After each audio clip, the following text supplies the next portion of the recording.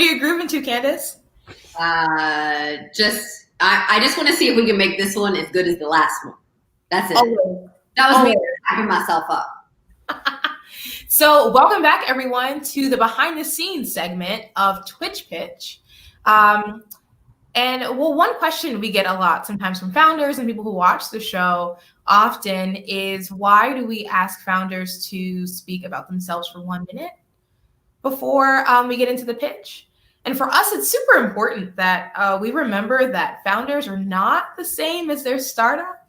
Although it's a big part of how they spend their time, what they do, they're not one and the same. And there was a bit of an uproar on Twitter today and yesterday from another investor, unfortunately, who made a comment equating the two, saying, founders who are your startup, commit to it.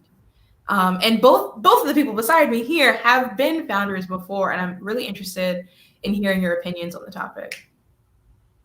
Yeah, I mean, we're probably maybe the worst people to ask this, considering we married each other and we're at work constantly.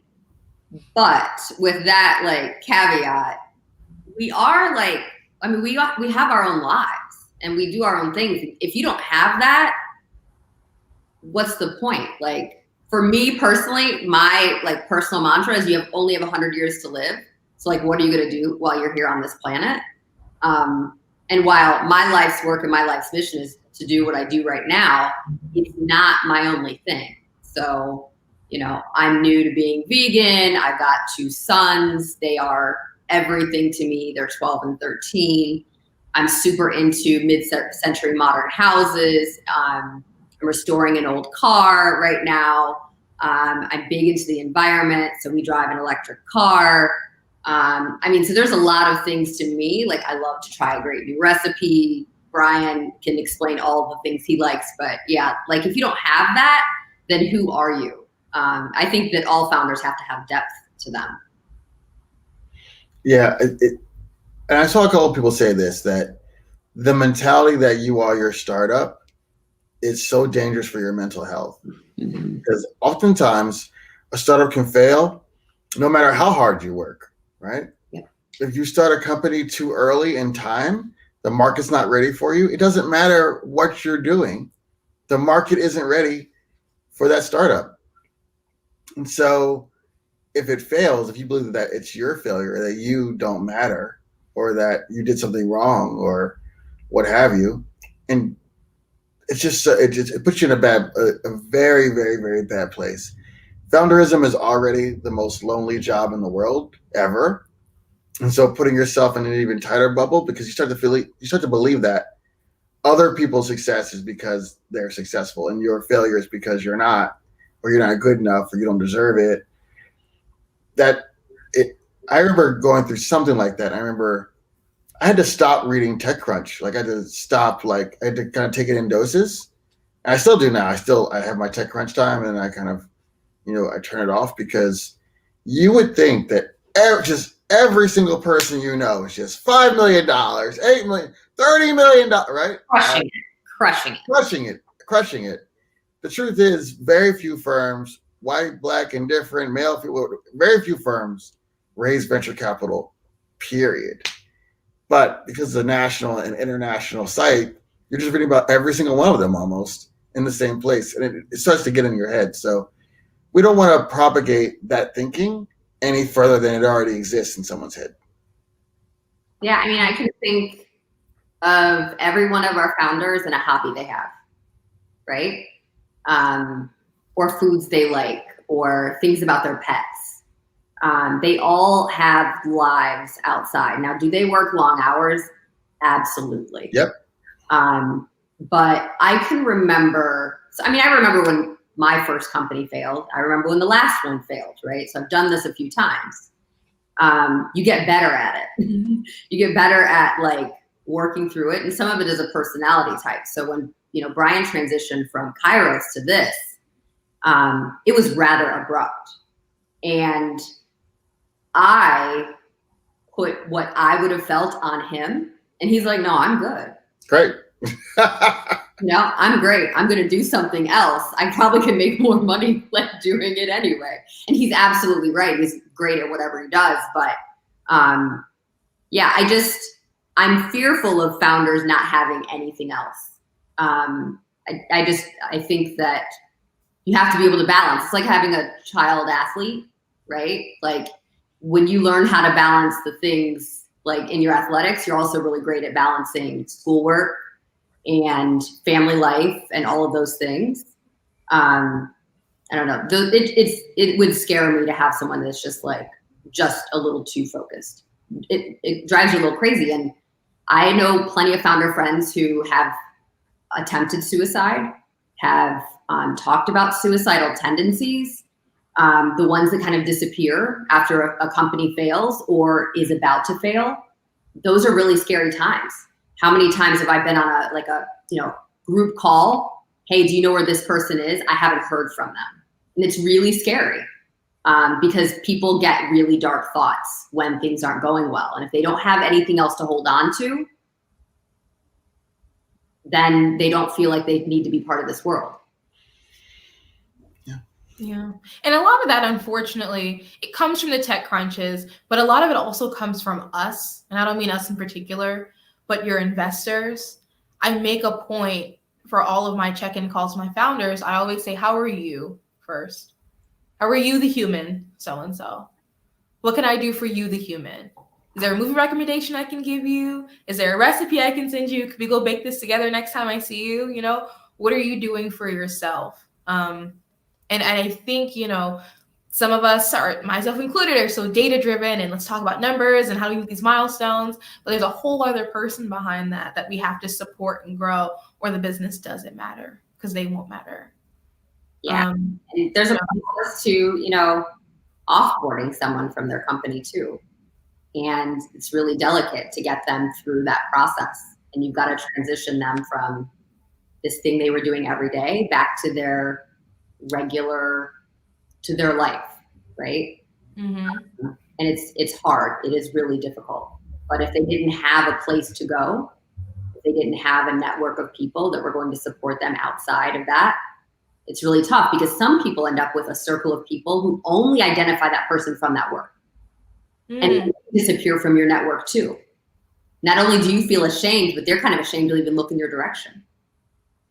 And I think that is sometimes sad when you lose your founder friends. Yeah. All right, back up. Energy back up. Let's go. Okay, so Candace, you mentioned some of the things that you do to take care of yourself outside of being an investor. Brian, what do you do? What do I do? It's not work. Work is a lot of fun, but that's not the right answer in this context. No, it's not. That's the wrong answer. Think of some good ones because you have good ones. So I love constitutional law. This is again. So that's what I was hoping you were going to say. Okay, I love it. I watch Supreme Court oral argument. I like to read the briefs on both sides. I study the justices for fun. I really, really enjoy the British House of Commons Prime Minister's questions. This is sad. This is just more and more sad. But yeah, this is a lot of fun. It's really a lot of fun. Yeah. And we recently found out through ancestry that one of my ancestors was a Supreme Court justice. Now he only sat in, and Brian, I haven't told you this, he only sat in on 13 cases. So we should go back and look at those. Yeah, read the 13 and his opinions, if he had any. If he had any. Who knows? Yeah. That's fun. You guys are both so nerdy. Well, I guess, I don't know. I mean, I am too, but that's What do you do for fun? Tell us. Everybody knows what I do for fun. Say it with me. I love musical theater. It's my first love. Always has been, always will be. Absolutely. That is absolutely one of Brian's pastimes. Yes, the Eagle. Yeah, we didn't football. Like, if we're talking about football, though, to be fair, my team got the furthest this year. It did. The three of us. By far, actually. But we got closer to a better draft pick, so I beat that. What? It doesn't matter if your team doesn't know how to play. It doesn't, or if you injure the most valuable player, right? So, yeah, you're right. It does not matter. My dude's knee was backwards, So. Oh. But yeah, I love musical theater. It's my first love. Always has been, always will be. I love all things drag. I love all things ballroom, and I mean underground ballroom, not like waltz. What's underground ballroom? Underground ballroom. So you know how like Madonna made like the voguing dance popular? There's a dance scene that came out of Brooklyn and the Bronx in New York called ballroom, and it's primarily trans and queer dancers who compete in these underground pageants surrounding dance and movement. And it's one of my favorite things to see anytime pre-COVID, anytime we get a chance to go see a ball. They're fantastic. Okay. Best thing you'll ever see in your life. So post-COVID, we should do that. Because yeah, that sounds amazing. Brian, at some point, he and I went to the Lizzo concert that was here in Cincinnati, I guess 2 years ago now. And there was a drag show before the show. It was the first time I had been. He had been, I guess, I don't know. Brian, have you been to one before? So in Miami, it's very common. They do it on the street. Yeah. And I found it to be interesting. I love all things performance, all things makeup, all things hair, all things dance. So it's this beautiful combination for me of like all of my favorite elements of performance art. And it just gets me going for the day. Yeah. All right. I think we had too much fun. Marlon is telling us it's time. All right, let's go.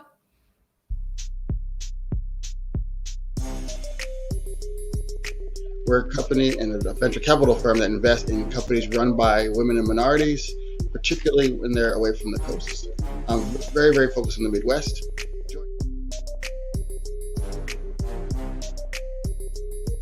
You are watching live the first pitch competition on Twitch, where you, the viewer, have an opportunity to vote for companies that you like best.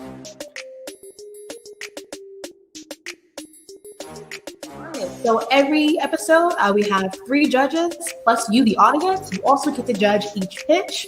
After each presentation, you'll see a cute little box pop up with a Twitter link for you to vote for if you would invest in the company yourselves.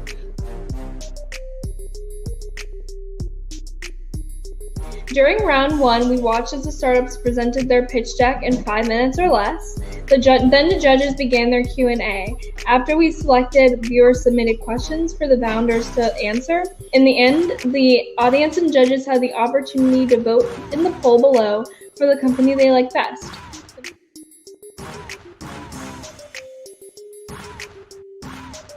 Candace, do you mind if we start?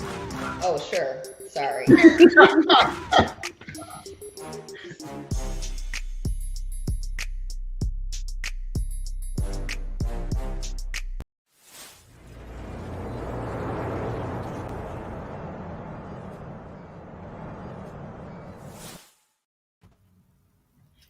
And we are back again. Good evening, everybody. Welcome back to Twitch Pitch, the very first pitch competition here live on Twitch, Tuesdays and Thursdays at 7 p.m. Eastern. Twitch Pitch is brought to you by the team here at Lightship Capital. I'm Lexi. I lead the investment team, and I love all things health tech. To my right here, we have Candace. Candace is the executive director and founder of the Hillman Accelerator, as well as a GP partner and co-founder of Lightship Capital, and is an expert in all things e-commerce, CPG, and brand building. To my left, we have here Brian Brackeen. Brian is also a co-founder and GP at Lightship Capital and is an expert in all things artificial intelligence and machine learning. We are always super excited to be here with you all. We are here in season 4 of the show, which is insane. Season 4, and we get to continue to bring the show to you all thanks to not only our team, but some fantastic sponsors that we have. This season, the show is sponsored by JP Morgan Chase & Co. JP Morgan is a global leader in the financial services market, offering solutions to the world's most important corporations, governments, and institutions in more than 100 countries. In addition to that, we have the Ohio Third Frontier sponsoring, which works with Ohio innovative startup companies across the state and beyond, making Ohio the destination for tech entrepreneurs. This robust network of resources helps to take advanced ideas and turn them into new tech businesses. And also sponsoring the show this season is the Hillman Accelerator. Hillman is the very first accelerator here in the Midwest focused on underrepresented founders, and once again, founded by our very own Candace. So we are super excited to be here once again. Thank you everyone for joining us so far. Special shout out to my new best friend, Rockstar74, who's fantastic. Rockstar74. Excited that you watched the show and you're giving us a lot of great advice behind the scenes. Thank you again. And we're excited to bring you our next episode. So as a reminder, for those of you who are new, here are the rules. Every season, we see 12 companies compete, 2 in every episode. They go head to head where we see them pitch. It's a pre-recorded pitch video. Then we bring them on live for Q&A. As you watch the video, feel free to put some of your questions or comments in the comment box below you, whether you're watching on Twitch or Twitter or Facebook. We'll still see your comments here. And we will make sure that we get your comments and questions to the founders on the show. At the very end of the Q&A portion, a voting will open up and you'll be able to vote for your favorite startup of the night. The question to ask yourself is, would you invest in this company? You can vote once, you can vote twice. You don't have to vote at all, but really be able to show your love to the companies you get excited about here on the show. Tonight, we have 2 companies that are pretty cool, both in pretty cool aspects of health tech. We're really excited to see what they're bringing. Also, both Midwest teams, which is really exciting for us, especially. And we are really excited to meet them both. So first up, we will meet our first founder of the night, Christina from Spellbound AR.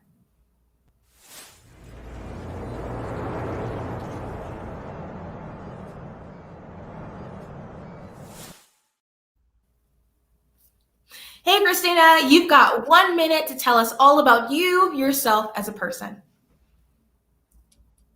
Off mute. Oh, you're on mute, Christina. I can't believe I did that. Oh, you're kidding me. Start over, do over. Pandemic bingo. I'm Canadian. I currently live in Michigan. I have 2 daughters, a cat, and a husband. When I moved to Michigan about 12 years ago, I was shocked by 3 things. The first was that they take credit cards at hospitals. The second is that not everyone in Michigan regularly ice skates like every day. And that Burger King does not sell poutine. It's fries, gravy, and cheese curds. It's delicious. In general, I'm a huge sci-fi fan and an avid reader. And right now I'm reading Tough Voyaging, which is by George R.R. Martin. And I am an excellent cook, but a terrible baker. And I think the last bit is that I'm competitive. I love games. So I'm an internationally ranked chess player, and I do not mind every once in a while beating my kids at a friendly game. Ooh, that was really good.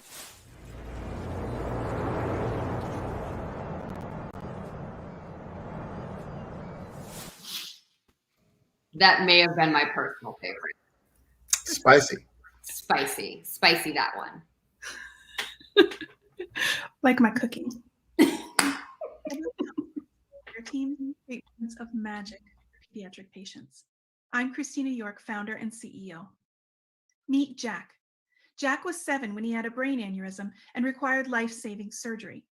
After surgery, Jack needed to relearn to use his hands, arms, and legs, but rehab was painful, frustrating, and progress was slow, so Jack didn't cooperate. Jack's care team used Spellbound to add augmented reality to the hospital environment to motivate Jack to move, getting him discharged sooner than anticipated. It has been proven that getting patients to walk after surgery reduces length of stay, reduces opioid consumption, and reduces risks like infection, readmissions, and falls. But when a child like Jack is in pain or afraid, they won't cooperate with even the simplest request to move, which is why we created Arise. Arise is a digital scavenger hunt that uses gamification and augmented reality to motivate patients to walk after a procedure. The concept is simple.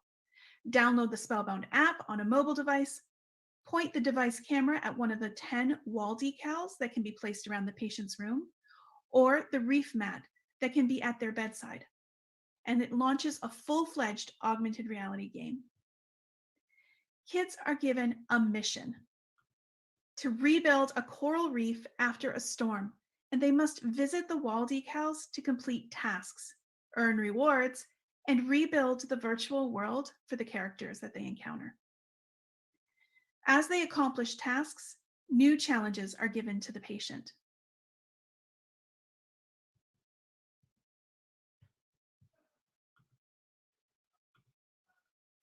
Games motivate kids, and augmented reality has been proven to reduce perception of pain. These two facts combined will get patients to their recovery goals faster. For the hospital, Arise is easy to implement into the workflow. Staff already use iPads with patients, and Arise can be installed and staff trained in under 20 minutes. We currently have 3 beta customers, and we've received rave reviews from both staff and patients. Pricing for hospitals is right-sized. We base software subscription prices on the number of pediatric beds in a unit so that hospitals never pay for what they don't use, and so that we can make sure that Spellbound is accessible for all patients in all types of hospitals. For Arise alone, we anticipate a conservative, serviceable addressable market of $140 million. According to Goldman Sachs, this falls within a $4 billion total addressable market that is growing rapidly. While we are at the start of commercialization, we've seen a lot of traction. In 2020, the National Institute of Health recognized the potential of Arise and awarded Spellbound a $1.8 million grant to study how Arise can reduce length of stay and opioid consumption for children recovering from cancer surgery. It's a first of its kind study. And we were also accepted into KidsX. It's the largest pediatric-focused digital health accelerator in the world, and its focus is to commercialize technology. We've already had meetings with top hospitals like CHOP and Seattle Children's, and we're working to implement Arise in several hospitals. Now, there are other 3D products that address pain in the inpatient setting, but they use virtual reality, which requires a headset. VR is great for reducing perception of pain, but is not safe to use for walking, can be harmful for children under 8, and it puts a burden on staff to manage hardware like headsets. For encouraging walking after surgery, Spellbound allows patients to self-direct, replacing the current practice of having nurses physically monitor patients. At Spellbound, we know how to address the needs of pediatric patients because our team has been working in healthcare for years. I've worked in hospitals implementing tech solutions. I know the challenges. Tammy and Anthony have a biomedical background, and Jenny is an MD, PhD candidate who specializes in pediatric oncology. And we are also parents experiencing the health journey of our own children. Remember Jack? Spellbound helped him sit and take his first steps, and now Jack is home, taking selfies with his mom. We are Spellbound, and we help hospital care teams improve recovery while creating moments of magic for pediatric patients. Thank you.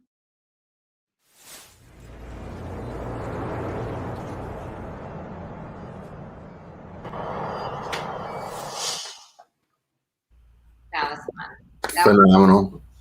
great pitch. Great pitch. Thank you. When we get toward the end, I would like to talk about how Burger King has Fuji in Canada. I'm very confused. We'll talk. Okay, super excited about that. So when did you secure the NIH funding? We were going to market with or without research, and we don't feel like the success of the company is going to be based on the research. However, anecdotally, we saw a lot of impacts to care. We were getting feedback from customers and patients that this was like getting them up and moving sooner. They were reaching recovery milestones sooner, and their discharge was not being delayed in any way due to non-cooperation. And anecdotally, kids were not paying attention to their pain. And so thinking about that, if we can quantify that for a hospital, we're adding value for them. We're giving them a way to anticipate when a patient could be discharged or anticipate what they might need. And if we can get fewer kids to be prescribed opioids upon discharge, that's lower risk for families in general. There's lower risk of abuse or, other things that can happen when you have opioids in the home, overdoses. So that is one of our main goals. And it might help us to be able to move to value-based pricing as well. So how many children have used the product since you launched? We don't have an exact sense of that. There's been a few hundred. In this study, we have begun recruiting in the study, and we keep track of that very closely. And so we've recruited 2 patients already. The recruitment started 2 weeks ago. And so from those few hundred, what have you learned and how have you modified the product?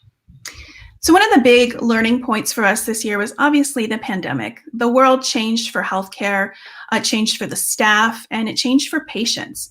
And so there's a lot of patients that are having more care at home, or that are being maybe discharged sooner than they would have been before, or procedures aren't being done.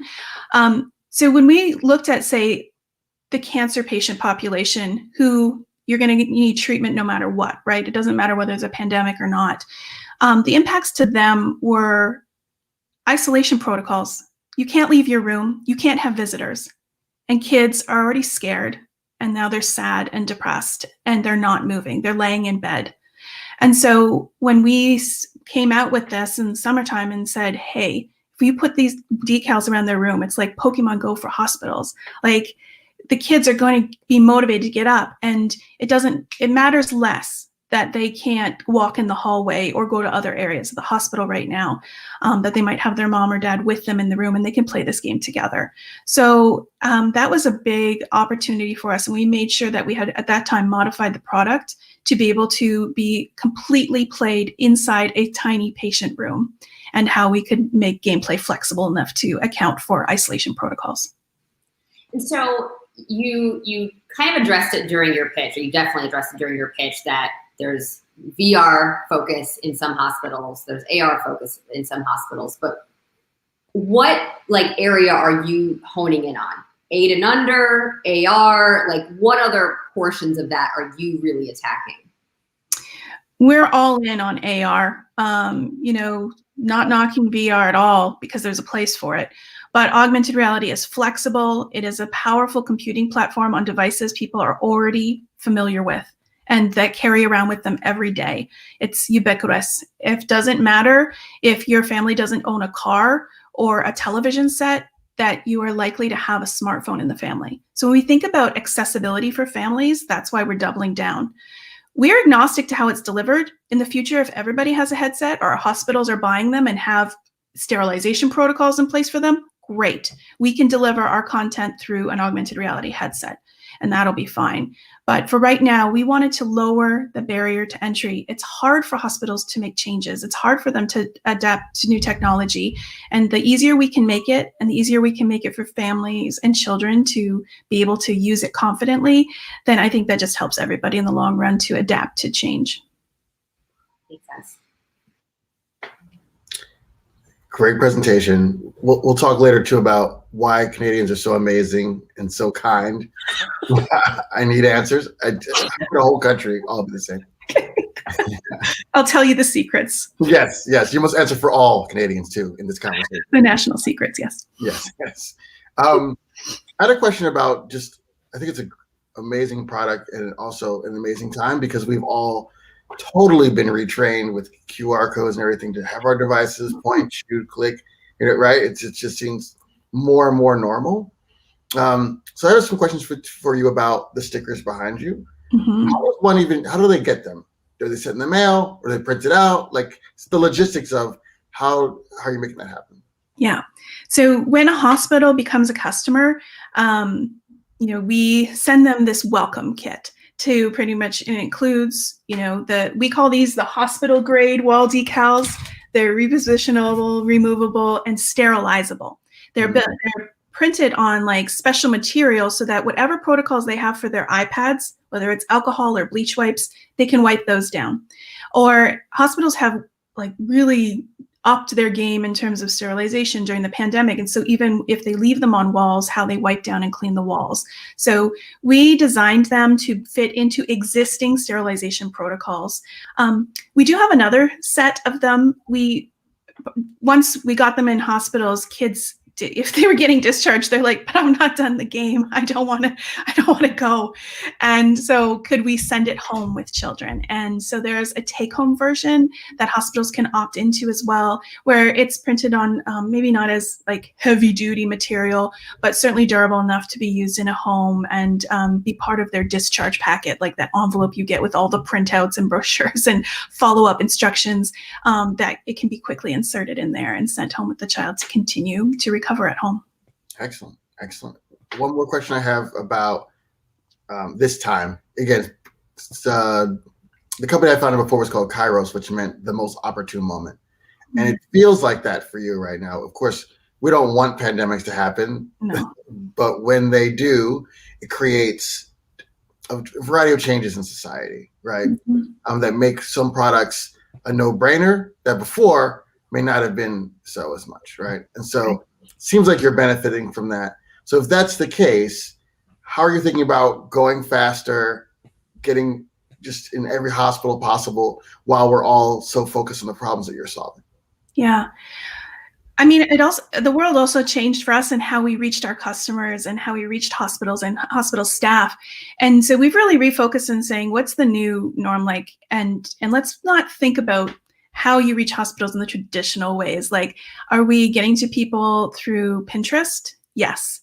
And so when people are not necessarily, even hospital staff, always in the hospital, and when they are in different locations working at home and other things, can we reach them through other channels? So we really looked at how that's changing everybody's behavior, including our own, in terms of getting the word out and getting the word out en masse.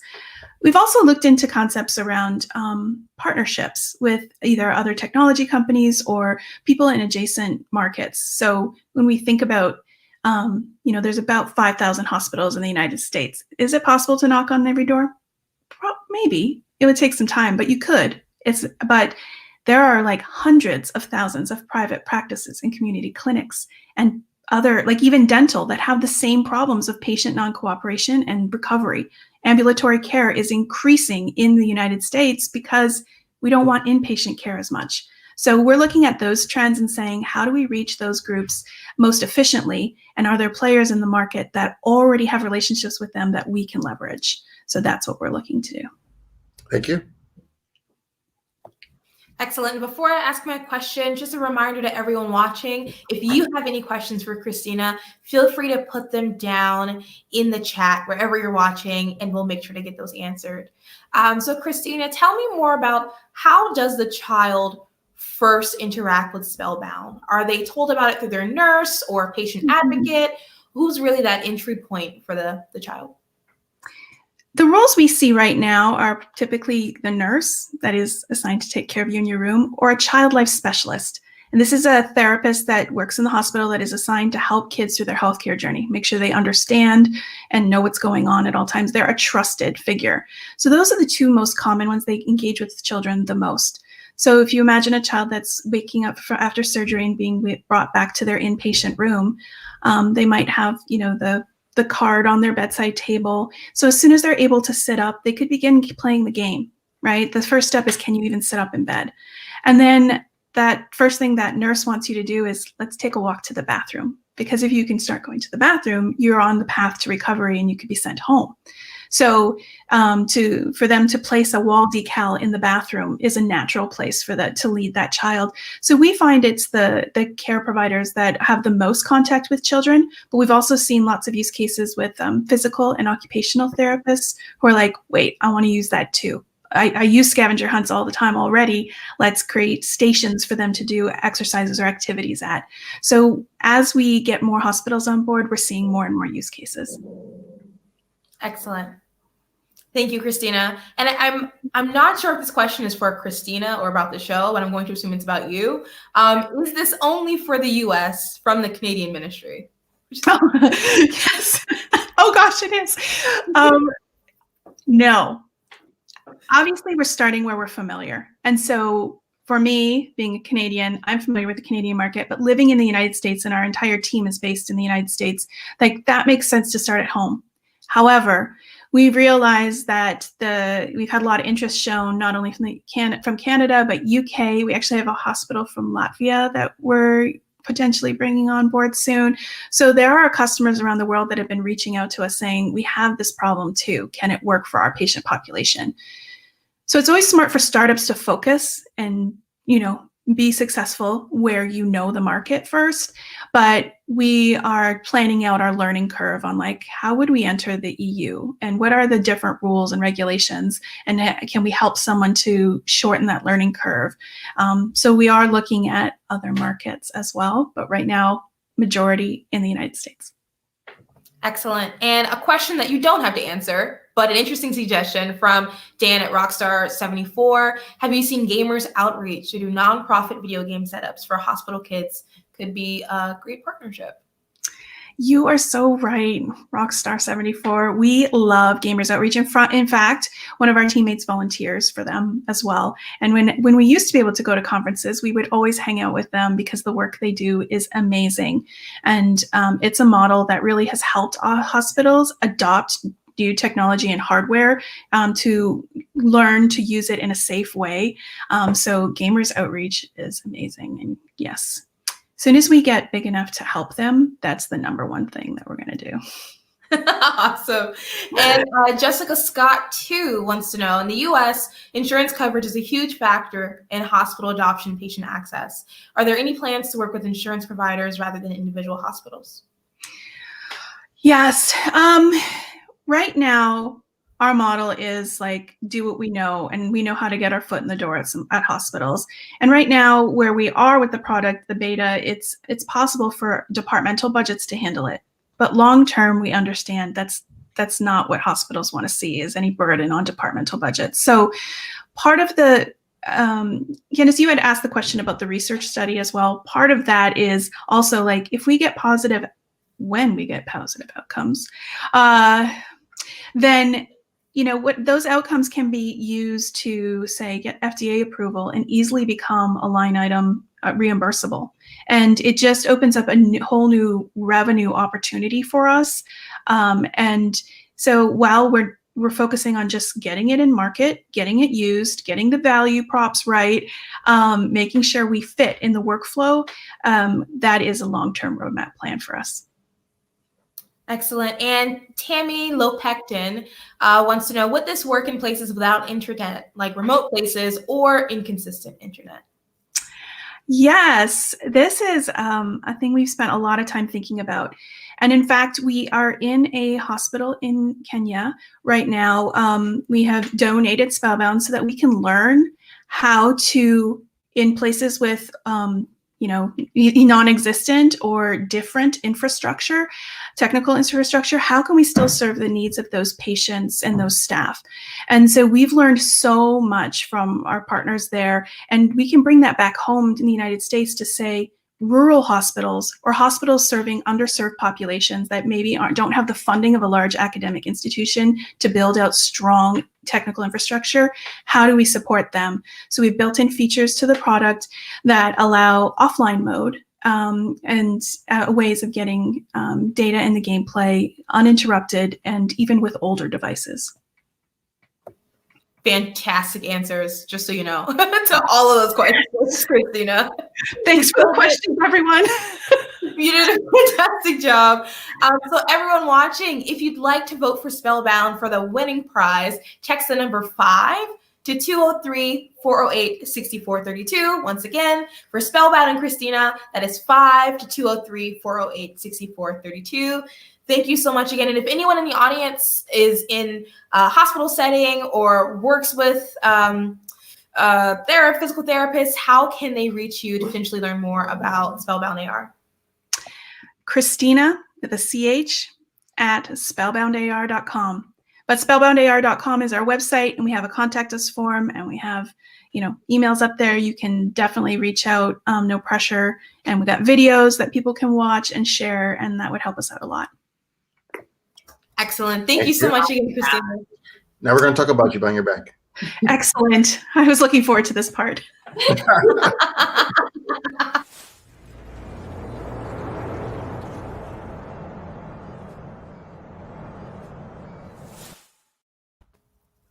Wow. Excellent. And Rockstar74, yes, that is her email address. Can I just start by saying sometimes you throw different questions at a founder, us, the audience, and when the answers are just that consistently good, like bringing up folks that she had no idea we were going to talk about, like, oh yeah, we know them, and blah blah. You know, it's just like that's when you know a founder is. I hate to say this because of behind the scenes, but truly living it and is really really focused on, has looked at the problem up, down, left, right, and is solving it really well. Candace, you're muted. You know, it's 2021. I should not be muted anymore. You know, I was impressed with the way she verbalized why she's in AR and not in VR. Look, we've all seen a lot of hospital setting VR companies, but no one has really been able to really explain why they're in one versus the other. And she's bringing clinical research and proof why one works better for children 8 and under in a certain kind of demographic. If I think about, you know, Cincinnati Children's Hospital, who is number 2 in child cancer ahead of Philadelphia Children's Hospital, no, all the shade to Brian Reckine. For children's cancer, really? I need to check the cancer numbers, but we will get back to you. We might be one. I'll check. But yeah, there's more than room. More than one hospital can be great at children's cancer. I'm just okay. Sorry, everybody. Competitive. I mean, didn't Christina just say she was competitive? So I mean, she started it, Lexi. She started it. Yeah, I started it. I'm sorry. I know we have a lot of time today. So I love the way she just broke that down, because we've seen so many of these. Like, that allowed me to still continue to think big about her company instead of like going, oh, here's another one of these, right? She really was able to differentiate herself from others. And I don't know, whenever I see companies building on non-dilutive federal grants, I love that start, right?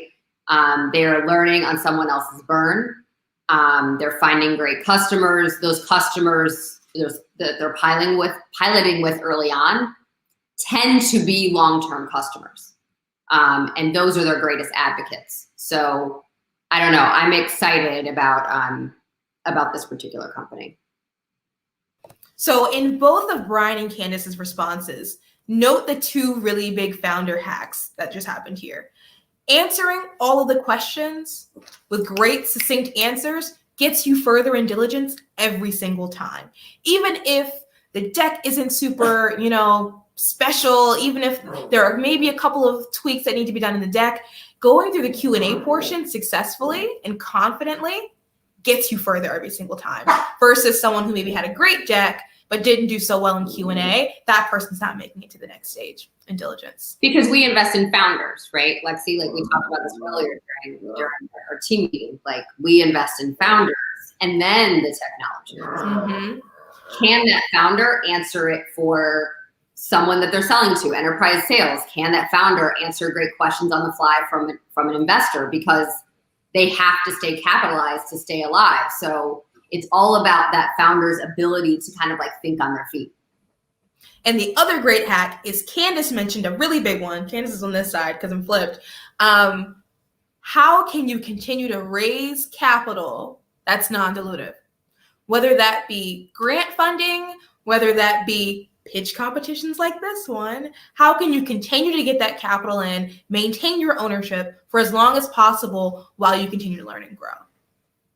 And there's a lot of work into getting grants. There's a lot of work sometimes in the pitch competitions. Ours is pretty simple, but that work is worth it long term when you have 10% higher ownership than someone else who built their company with VC funding from scratch, while you're out here getting, multiple $100,000 grants over time. So 2 of some of my favorite things for founders to just keep thinking about as they build their companies.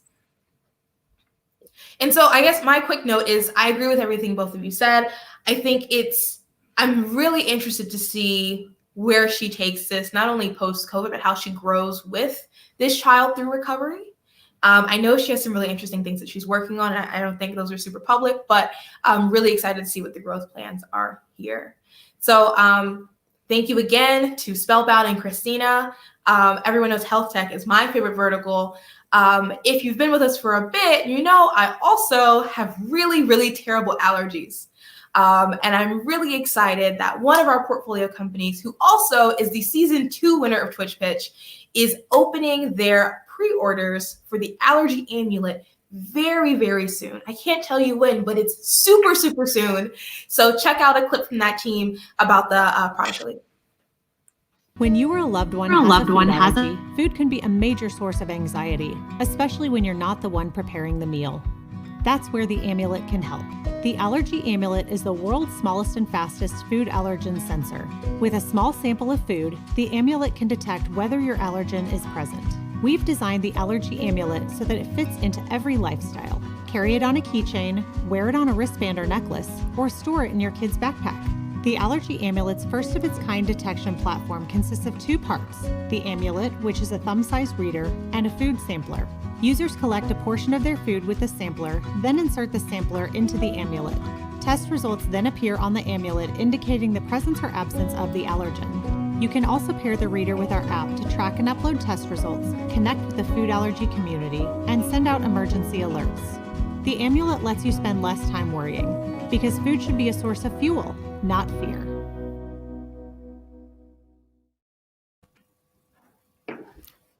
Super excited about that. And so if you guys haven't done it already, go to Allergy Amulet's website, sign up for their newsletter, and you'll be the first to hear about the release of the amulet coming very, very soon. So we're really excited to bring on our next contestant on the show. He's doing great things also here in the Midwest. Let's bring on the founder of Karyosoft, Rajesh.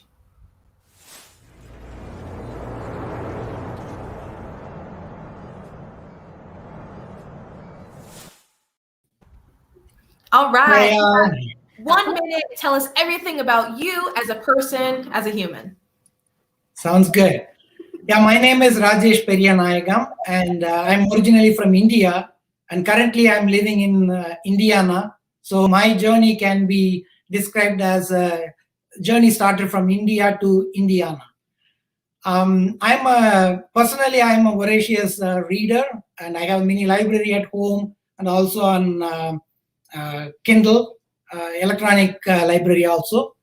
And I'm a fairly decent cook.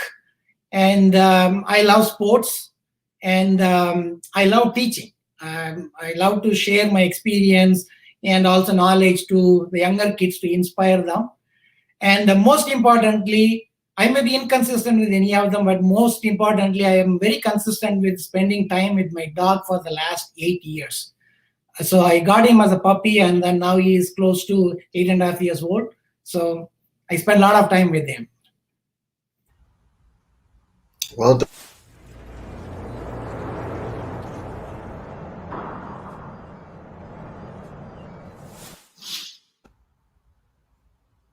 I love when they finish right on the one. Yeah. My name is Rajesh Periyanayagam. I'm the founder and CEO of Karyosoft.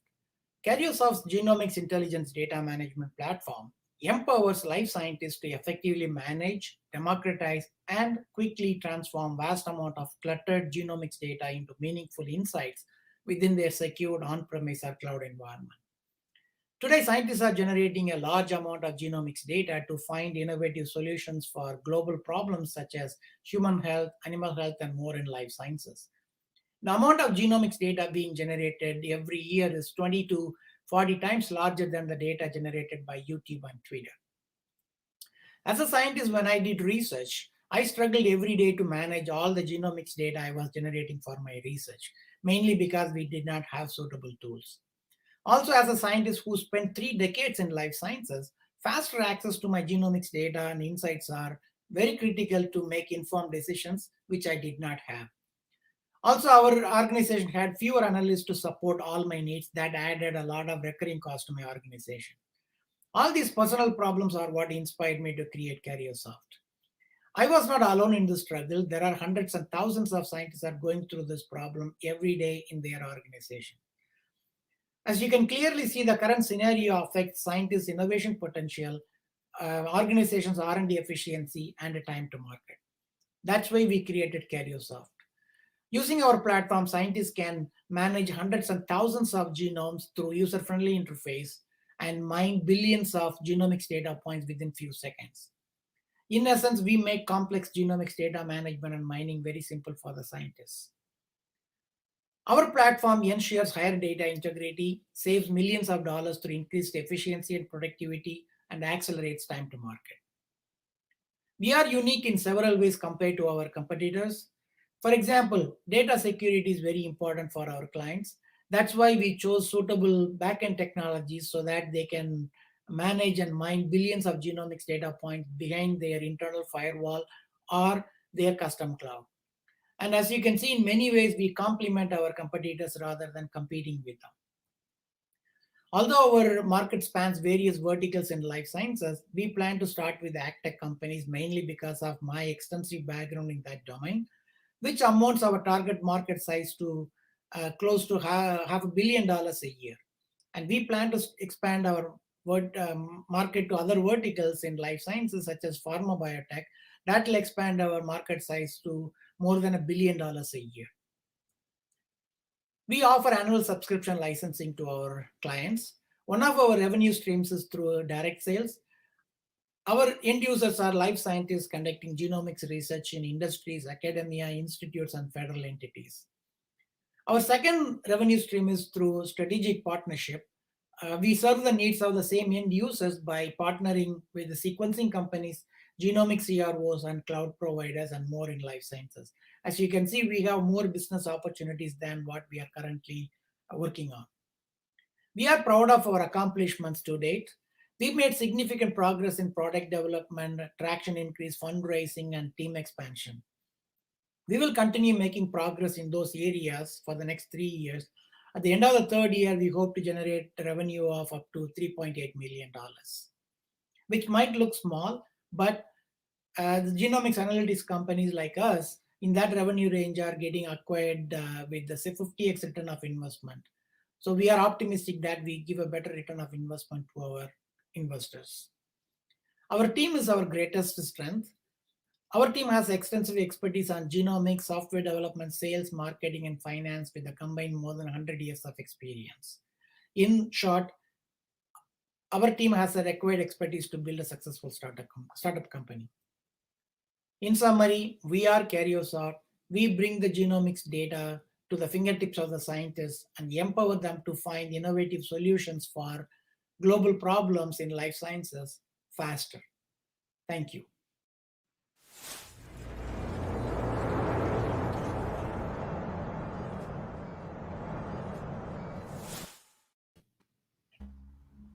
Welcome back. Thank you. From India to Indiana. Here we go, Rajesh. I'm loving this. So on one of your slides, you talked about exits for some companies in your space. And it had the revenue amount and the exit amount. Is that really happening? I didn't make up the number. It's happening. It happened. It happened with those companies for sure. It's already there. So why? Tell me why. What is the acquirer purchasing? What are they getting for that amount? Tell me.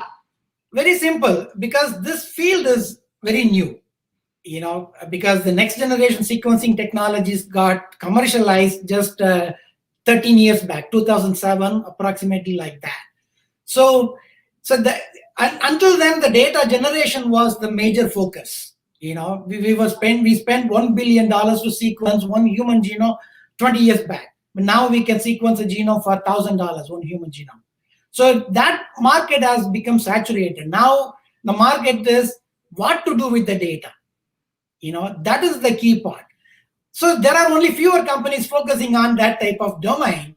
So that makes that kind of companies focusing on the data, genomics data analytics, very hot company. So they try to acquire for a higher price. That's what I would say, that why we are getting that much of return of investment. They are getting acquired in that high level of investment. So you showed 3 to 4 competitors. I can't quite remember how many. Yeah. And you were kind of sharing the kind of key differentiators. Are all of those, are they legacy companies, like, or have they all been around since about 2013? All 3 companies, for example, Genius is been there, I think, from 2004 or 5. Sometime it started. Since then they are there. And the CLC Genomics is part of QIAGEN. That has been there for quite a long time. So they also started after the next generation sequencing technologies got commercialized. So that's when they came into the picture to focus on how to process the raw data quickly and all of them. So that is their focus. And so they're storing that data on their own servers, and it's not web-based at all? No, they are using the desktop application type. That's what they use it.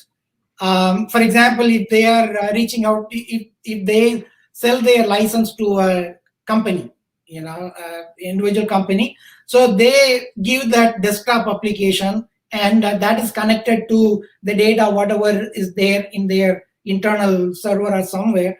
But they cannot bring, they have a limitation for scalability, because if the clients wanted to compare their private data with the public data, then bringing all the data into their internal server is a limitation for them. So there is a limit. That is where we come into the picture. So ours is highly scalable, and we differentiate ourselves, and also web-based. In genomics domain, web-based kind of software is very rare.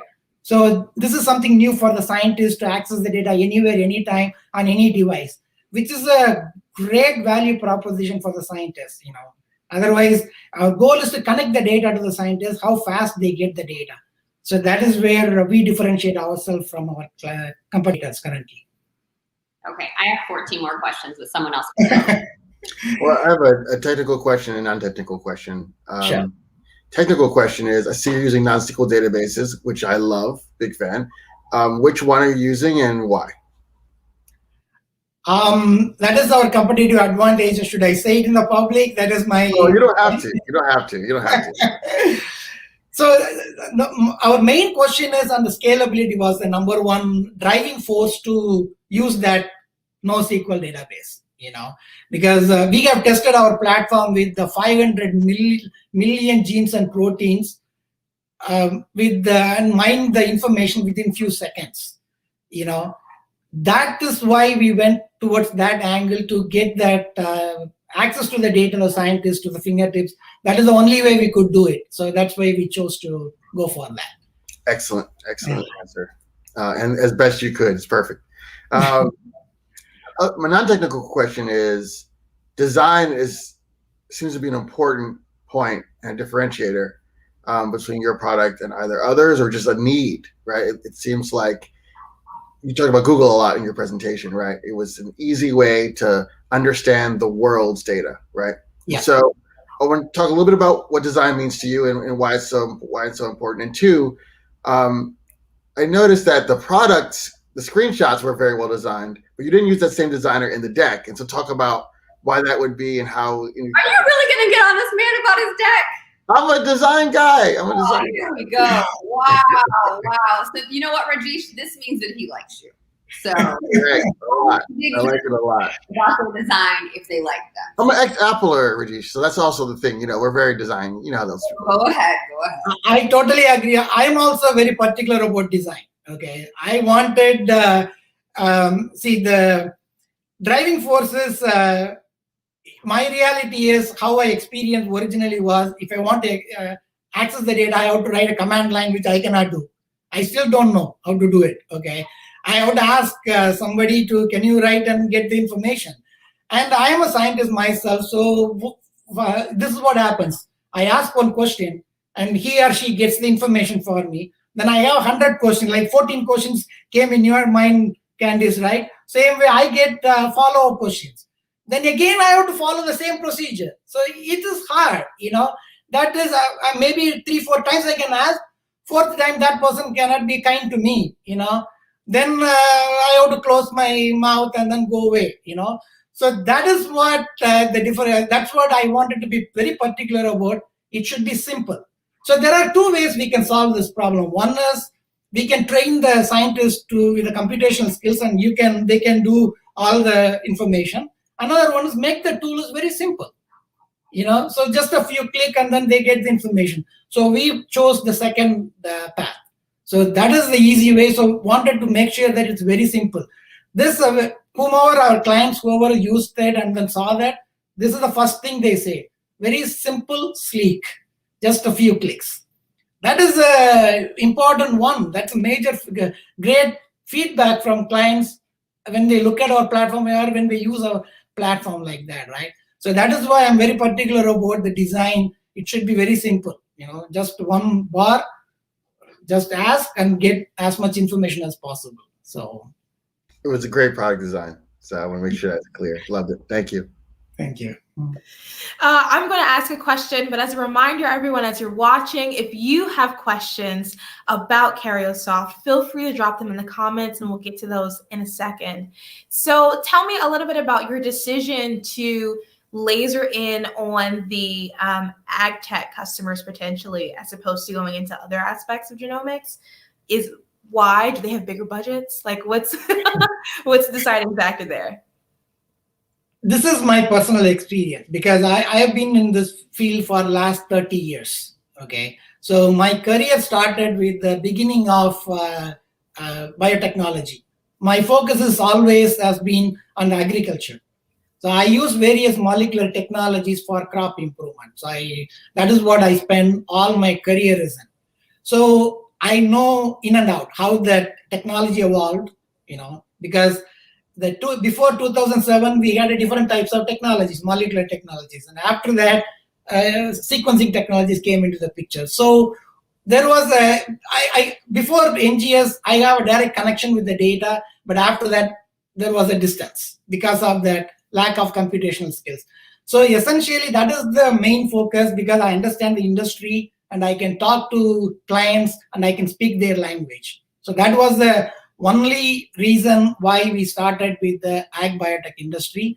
But genomics is there in other field also, like pharma, healthcare, and it is growing in only one direction like that. So that is why to reach the other market, we have another team member who has the domain knowledge there, and then he is focusing on talk to those clients in that domain like that. So we have a division of labor to reach the market where depending on our team members' strengths. So that is the only reason. Funding is always there, certainly, but obviously pharma is richer than ag biotech, but there is still funding there in ag industries. And that's why we are focusing on the ag tech first and then going to other industries, other verticals. Excellent. Thank you. What a great segue to our first question here from Tammy Lopecton, who asks, how does pricing compare to what exists now? Scientists have extremely limited funds, or is this targeted to pharma? And then they added, not that I'm a poor scientist and bitter about it. I understand. Actually, I wouldn't say they don't. I mean, if you put scientists have a limited fund, that will be there everywhere. Okay, whether it's a pharma or anywhere. So that I wouldn't call that as a big differentiator. And see, I have been in the industry. We know what type of pricing, for software like ours, and how many licenses typically buy. All the knowledge I have in this.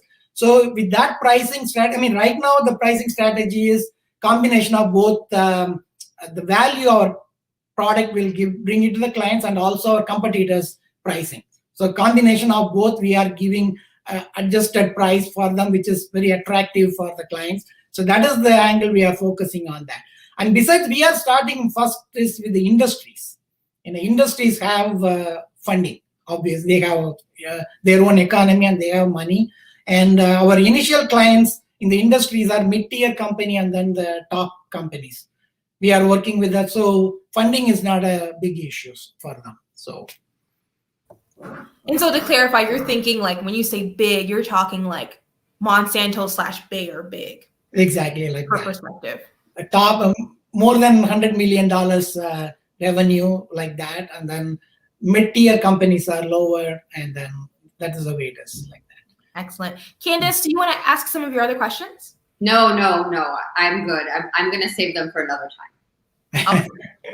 Fantastic. So I don't see any more audience questions here. So I think we're going to take it to a quick vote. For those of you who are interested in voting for Karyosoft, if you would invest in this company, text the magic number 6 to 203-408-6432. Once again, Karyosoft's number is 6 to 203-408-6432 if you would invest in this company. Thank you so much again. We're so excited to have you on the show. I'm a super NGS nerd, so you know I'm excited about the product. And we're going to, well, I'll let Brian say his thing. Talk behind your back. But you are going to publish this recording on the YouTube. Eventually, I will be able to see that, right? Yes, you will. Backstage, you'll see it right now. You'll see it live. Thank you. It's really nice.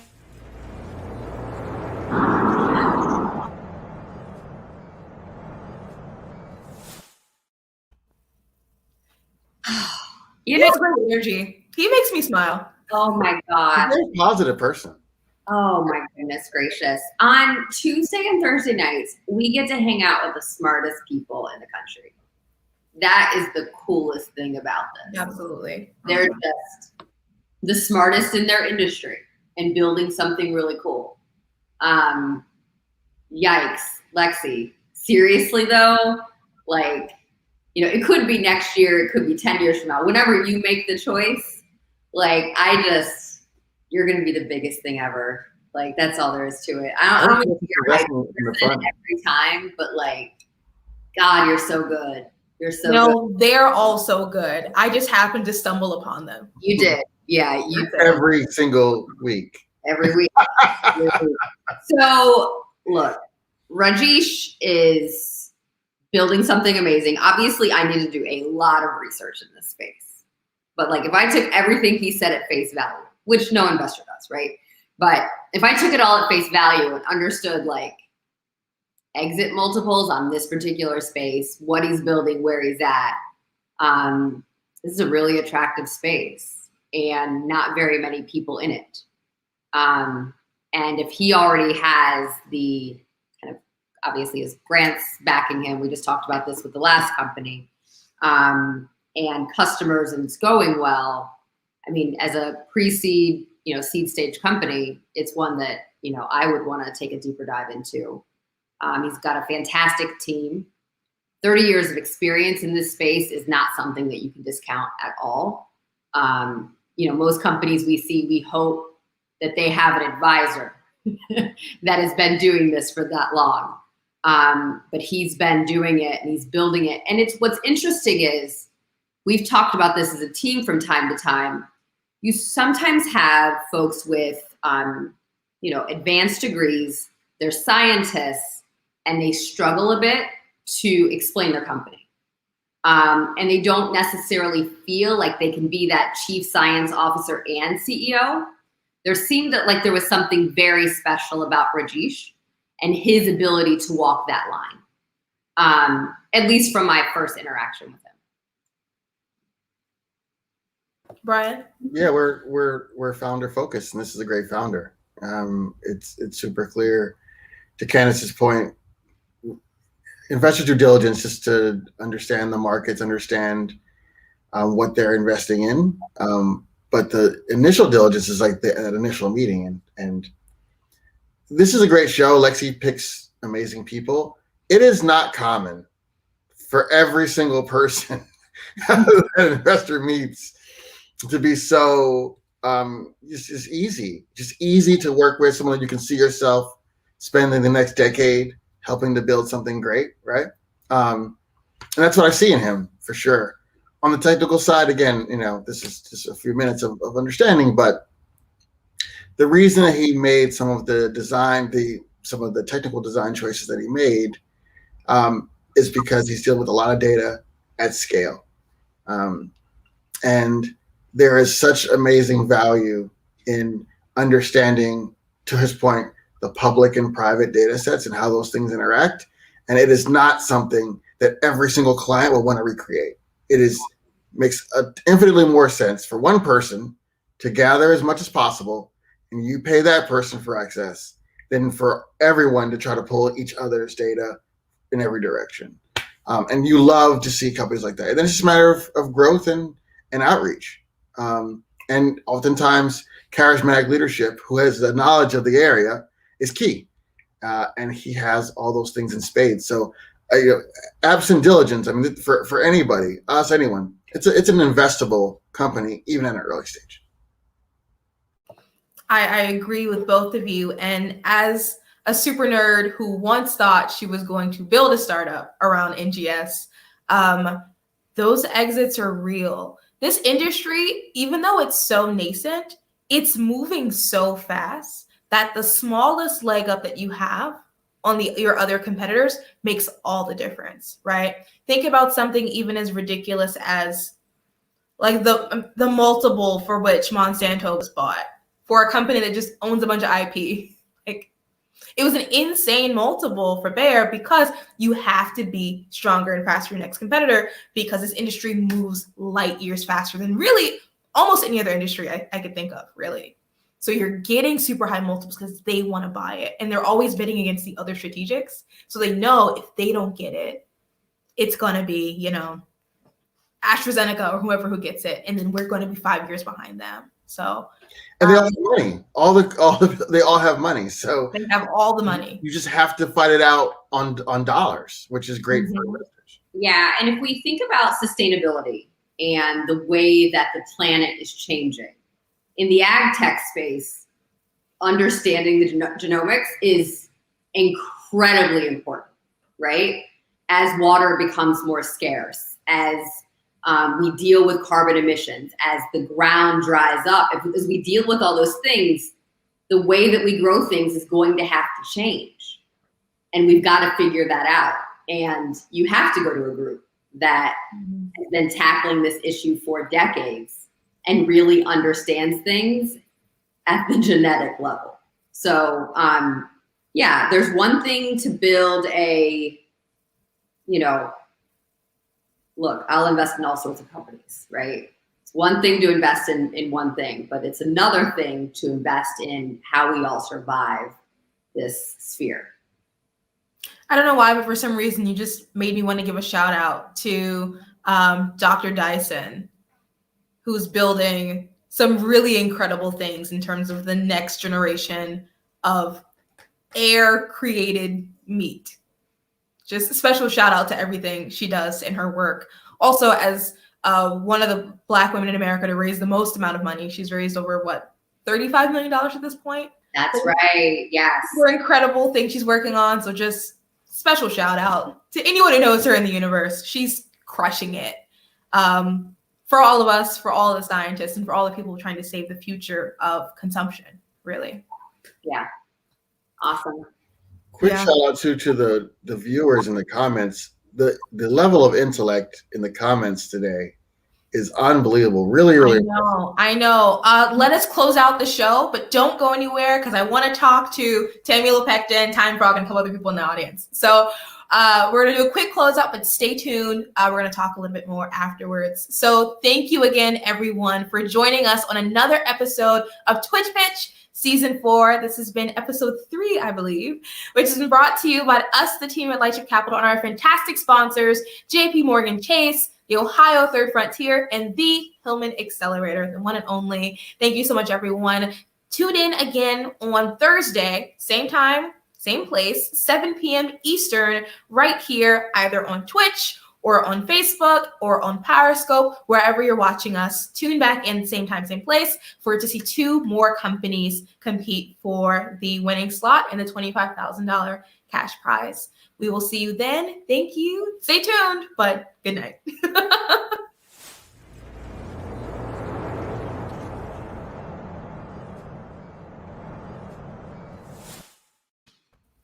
Woohoo! So shout out to Tammy Lopecton. Tammy. Hello. We love a scientist. So excited. Yeah. And I cannot build anything anymore, even though I want to. The amount of time and knowledge and expertise required to stay competitive in your field, I can't do that anymore.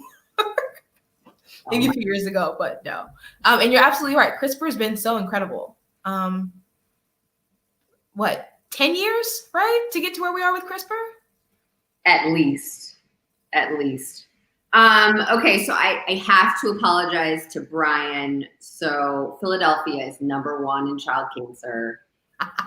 Well, you're on mute, Candace. You're on mute. Can you say that again? Cincinnati is #3, but overall,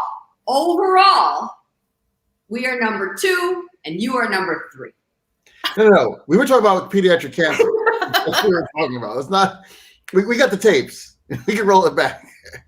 Also, just so you know, the other people who are watching the show, someone named Raquel and someone named Jackie, just wanted to back Candace up on her claims about Cincinnati being #2.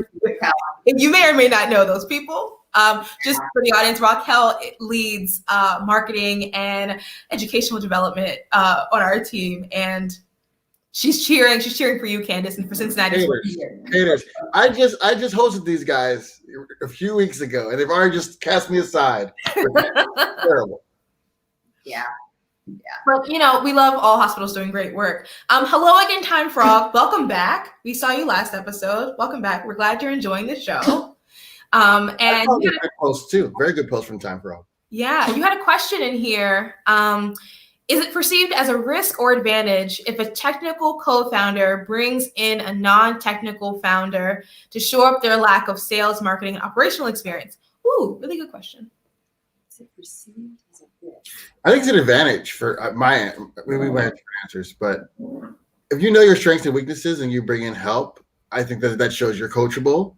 And if you do a good job in hiring, that answers a lot of questions. So if you pick somebody great, I would say sometimes people want to give someone a title of co-founder too early, too soon. It's nice to try before you buy. You don't want to just put somebody in that role, but getting help is definitely a positive thing. Everyone can be promoted. Anyone can be promoted. It's really hard to be demoted. I feel like they deserve 15%. Whoa, fam. Like, pump the brakes. Like, they can work there for a little bit. Yeah, vest. And in general, yeah, just make good hires. And the same thing goes if it's the other way around, right? If you're a non-technical founder and you want to bring a more technical co-founder, just your job is to fill in the gaps, whatever those gaps may be, to create the most rounded out and robust team to help you be successful and grow long-term. But I agree with these people. Don't just give out co-founder titles to anyone and everyone. Like Candace mentioned, don't just give out equity to anyone and everyone. Quick piece of tea, not naming names online. There is a founder that we enjoy who is in conversations with a Black tech ecosystem leader who said they would help the founder if and only if they would give them a co-founding position and 25% for help that is marginal. It's the kind of help we all give for free all the time. And does that then give them a Black co-founder? No. The original founder's Black too. Okay. I was like, whoa, fam. No. So everyone be very wary about people who volunteer themselves to become your co-founder or help in exchange for equity. It just costs so much money on the back end. Like we're untangling somebody right now from a company. Like it costs a lot of money to get someone to give up equity in a company. Because as soon as they can see where it's going, even if they are absolutely terrible at what they do and they don't show up to work and they don't add any value, they still have the equity because the docs are the docs.